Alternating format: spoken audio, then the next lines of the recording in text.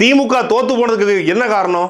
திமுக தோத்து போனதுக்கு ஒரே ஒரு காரணம் தான், திமுக தான் காரணம். திமுக ஆட்சியினுடைய மோசமான ஆட்சியினுடைய அதிருப்திய விஜய் அறுவடை பண்ணிட்டாரு.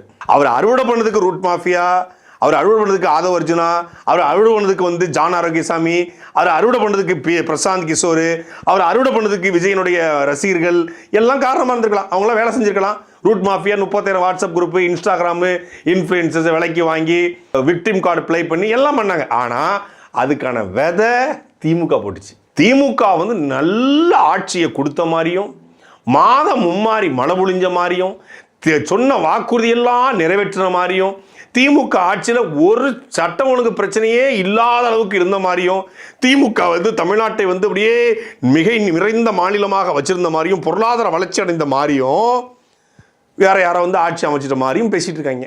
திமுக ஆட்சியில் நாகரிக அரசியல் பண்ணிட்டாங்களாம். அதுதான் மிக முக்கியமான பிரச்சனை. இந்த நாகரிக அரசியல் பண்ணதுனால தான் நாம் இன்னைக்கு தோத்து போயிட்டோம். நம்ம தலைவர் ரொம்ப நாகரிகத்தை கடைபிடிக்கிறாரு. வெக்கமா இல்லை சொல்றதுக்கு? கைது பண்ற ஒவ்வொருத்தருடைய அலைபேசியை பறிச்சு அந்த அலைபேசியில் தனிப்பட்ட உரையாடலை வெட்டி ஒட்டி ஒட்டுமொத்தமான திமுக காரணம் பரப்பனா, ஒட்டுமொத்த திமுக காரணம் மறந்து கடந்து போயிருவோமா?